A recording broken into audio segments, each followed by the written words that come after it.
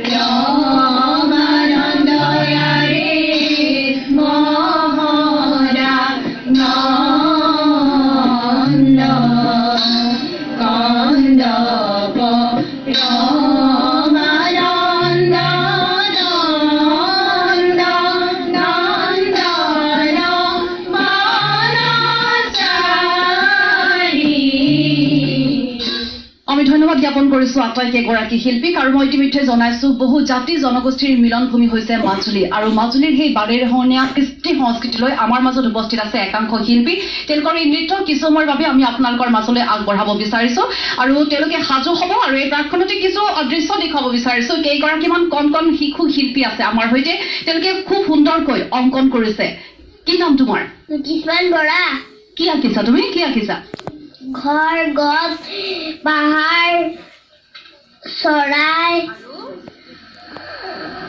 বেলি তুমি কি আঁকিছা মই প্ৰাকৃতিক দৃশ্য আঁকি আছো কি নাম তোমাৰ নমস্কাৰ মোৰ নাম শ্ৰী দীপাংকৰ শইকীয়া তোমাৰ নামটো কি নমস্কাৰ মোৰ নাম শ্ৰী নিপু বেৰুৱা দীপু কি ধুনীয়াকে আৰ্ট কৰিছা কি ধুনীয়াকে অংকন কৰিছা কি আঁকিছা প্ৰাকৃতিক দৃশ্য আৰু কিমান টাইম লাগিব ৰং কৰোঁতে সেদিনীয়া ৰং নকৰোঁ আটাইকেইগৰাকী শিল্পীৰ খুব ধুনীয়া দৃশ্য সেয়া আমাৰ অনুষ্ঠানৰ শেষ মুহূৰ্তলৈকে তেওঁলোকৰ এই অংকনো সম্পূৰ্ণ হ'ব নিশ্চিতভাৱে আৰু সেয়া আমি আপোনালোকক দেখুৱাম কিন্তু মই ইতিমধ্যে দৰ্শক জনাইছো শৈক্ষিক জগতৰ পৰা আৰম্ভ কৰি সত্ৰীয়া জগতখনতো আচলতে যথেষ্ট সুনাম কৰিবলৈ সক্ষম হৈছে মাজুলীয়ে আৰু মাজুলীৰ অসমৰ বিখ্যাত এক স্থান আৰু মাজুলীৰ যি সত্ৰীয়া সংস্কৃতিৰ আচলতে পয়সৰ মাজুলীতে আৰু মাজুলীৰ সেই শেহতীয়া বহুখিনি দৃশ্য আজি তেওঁলোকে এইসকল কণ কণ শিশুৱে ফুটাই তুলিবলৈ আচলতে চেষ্টা কৰিছে আৰু সেই সকলোখিনি দৃশ্য সেই তেওঁলোকৰ সেই অংকন সম্পূৰ্ণ হোৱাৰ পিছত আমি আপোনালোকক দেখুৱাম কিন্তু এই মুহূৰ্তত যি বাৰেৰহণীয়া কৃষ্টি সংস্কৃতিৰ পয়সৰ মাজুলীত সেয়া আমি এই মুহূৰ্তত আপোনালোকক দেখুৱাব বিচাৰিছো এইসকল যুৱক যুৱতীৰ এটি নৃত্যৰ জৰিয়তে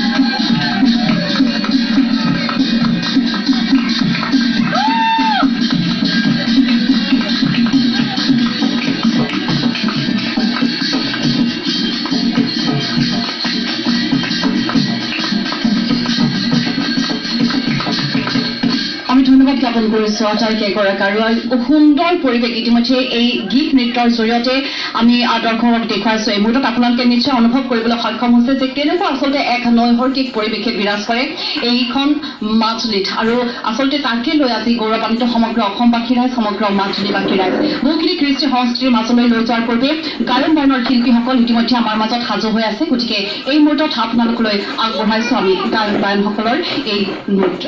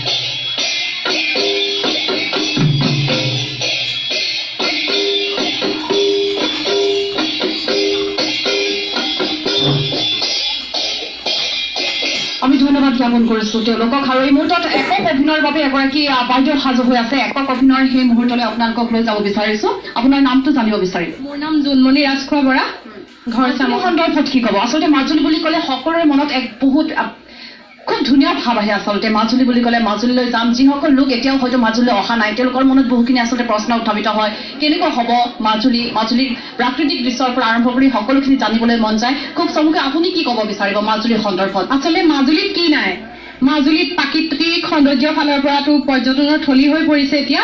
গতিকে মাজুলীৰ কৃষ্টি সংস্কৃতি বাৰে ৰহণীয়া। গতিকে মই এই মাজুলীৰ যি কৃষ্টি সংস্কৃতি আৰু মাজুলীৰ যি মানে ভৰপূৰ সংস্কৃতি, তাক লৈ মই এখন মাজুলী বুলি আলক্ষ্য লিখিছিলোঁ। তাৰে দুটি মই সংলাপ ক'বলৈ লৈছোঁ। ব্ৰহ্মপুত্ৰই ক'ব, মই জানো, মই বুজো, তই হেনো সত্ৰীয়া সংস্কৃতিৰ প্ৰাণসত্তা, এটকা মহন্তৰ স্থল।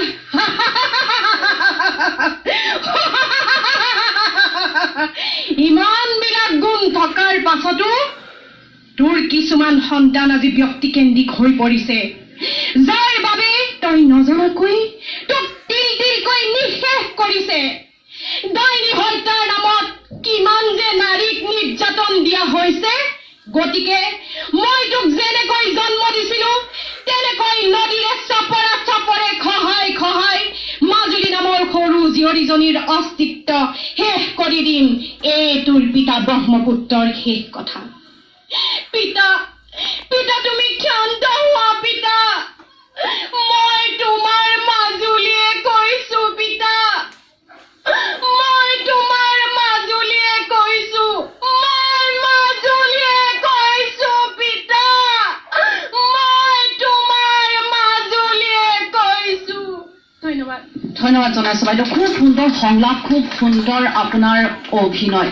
আমি বহু আৰু অনুষ্ঠানৰ মাজত আপোনালোকক লৈ যোৱাৰ পূৰ্বে এই মুহূৰ্তত বাইদেউগৰাকীৰ খুব ধুনীয়া অভিনয়ৰ বাবে, তেওঁৰ খুব ধুনীয়া সংলাপৰ বাবে তেওঁলৈ ডাইনালমৰ তৰফৰ পৰা এটি সুন্দৰ ছাতি আগবঢ়াব বিচাৰিছোঁ।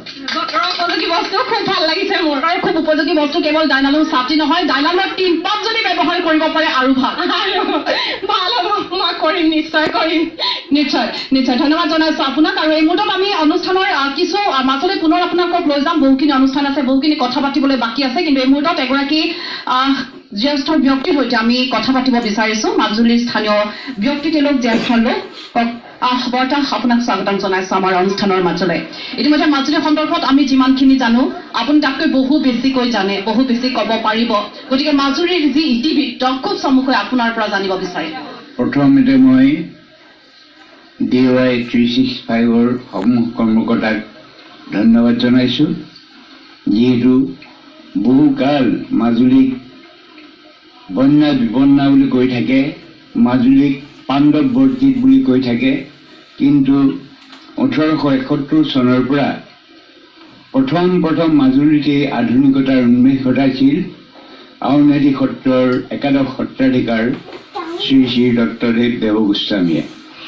সেই তেতিয়াৰে পৰা মাজুলী বিভিন্ন সংঘাতত আবদ্ধ হ'লেও মাজুলী নিজৰ ঐতিহ্য চিৰদিন অটুট ৰাখিবলৈ সমৰ্থ হৈছে আৰু বিকশিত কৰিবলৈও সমৰ্থ হৈছে 1653 চনত আউনীআটী সত্ৰ স্থাপন হোৱাৰ 146 বছৰ আগত ইয়াতে শংকৰ মাধৱৰ মিলন ঘটিছিল মণিকাঞ্চন ক্ষেত্ৰত 2006 চনত অসম ভাওনা সমাৰোহৰ গঢ় লৈ উঠোতে এই ক্ষেত্ৰখনৰ নাম দিয়া হৈছিল মণিকাঞ্চন ৰঙক্ষেত্ৰ আৰু সেই তেতিয়াৰ পৰাই মাজুলীৰ বিষয়ে অন্ততঃ বহিৰ্বিশ্ব জনা হৈ গ'ল অন্ততঃ অসমক এক দিক নিৰ্ণয় কৰি দেখুৱাইছে যে এই সমতাৰ ঠাই ই সংস্কৃতিৰে মিলনভূমি নহয় ই বাৰে বৰণীয়া জাতি উপজাতিৰ মিলনভূমি মাজুলী এক বিশাল সমাজ গঢ়ি উঠিছে আৰু আশা কৰিছোঁ মাজুলীক কেন্দ্ৰ কৰি অসম নালাগে ভাৰতে এটা সাংস্কৃতিক জীৱন যাপন কৰিবলৈ প্ৰেৰণা পাব আপোনাক ধন্যবাদ জনাইছো আৰু এইখিনিতে বৰ্তমান অকণমান আপুনি থিয় হৈ দিয়ক আপোনাক সম্বৰ্ধনা জনাব আমাৰ সৈতে আছে ডাইনালমৰ চেলছ এণ্ড মাৰ্কেটিং মেনেজাৰ বিকাশজী গতিকে বিকাশজী এখন ফুলাম গামোচাৰে সম্বৰ্ধনা জনাব লগতে এটি জাপি আগবঢ়াইছে আমাৰ বৰ্তালৈ আৰু ডাইনালমৰ তৰফৰ পৰা তেওঁলৈ এয়া সম্বৰ্ধনা জনোৱা হৈছে আমি অনুষ্ঠান অব্যাহত ৰাখিম এগৰাকী বাইদেউৰ সৈতে আমি এই মুহূৰ্তত কথা পাতিব বিচাৰিছো অকণমান বাইদেউ মই ইতিমধ্যে অনুষ্ঠানৰ আৰম্ভণিৰে পৰা কৈ আছো ডাইনালমৰ কথা নিশ্চিতভাৱে জানে ডাইনালম কি হয় ব্যৱহাৰ কৰিছে নে কেতিয়াবা অকণমান কৈ দিয়কচোন মাজুলীত প্ৰায়বিলাক মানুহে এতিয়া ডাইনালম টিনপাতে ব্যৱহাৰ কৰিছে আগৰবিলাকে বাৰু বেলেগ কৰিছিলে কিন্তু এতিয়া নতুনকৈ মাজুলীত সৰহসংখ্যক মানুহে ব্যৱহাৰ কৰিছে বহুত দিন যাব মানে শক্তিশালী ইয়াৰ এতিয়া মাজুলীত বহুল পৰিমাণেতো সকলোৱে ব্যৱহাৰ কৰিছে ডাইনালম টিনপাত আমি নিশ্চিতভাৱে সেই এটা কথাই ক'ম আচলতে শক্তিশালী সুৰক্ষিত ডাইনালম টিনপাত গতিকে ডাইনালম টিনপাত আপুনি ব্যৱহাৰ কৰক আপুনি নিজকে সুৰক্ষা অনুভৱ কৰাৰ লগতে আনৰ জীৱনৰ বাবে সুৰক্ষা কঢ়িয়াই আনিব পাৰে একমাত্ৰ ডাইনালম টিনপাত ব্যৱহাৰৰ জৰিয়তে গতিকে বাইদেউক আমি এটি উপহাৰ আগবঢ়াব বিচাৰিছো বিশেষকৈ ডাইনালমৰ তৰফৰ পৰা আপুনি ডাইনালমৰ কথা ইমান সুন্দৰকৈ কৈছে গতিকে ডাইনালমৰ তৰফৰ পৰা আপোনালৈ এটি সুন্দৰ উপহাৰ এখনি বেগ ধন্যবাদ বাইদেউ ধন্যবাদ জনাইছো আৰু ইতিমধ্যে মই দৰ্শক জনাইছো আমি মাজুলী সন্দৰ্ভত বহুখিনি আৰু জানিবলগীয়া এতিয়াও কথা আছে বহুখিনি কৃষ্টি সংস্কৃতি এতিয়াও দেখুৱাবলৈ আপোনালোকক বাকী আছে অনুষ্ঠান আমাৰ অব্যাহত থাকিব কিন্তু এইখিনি সময় হৈছে চমু বিৰতিৰ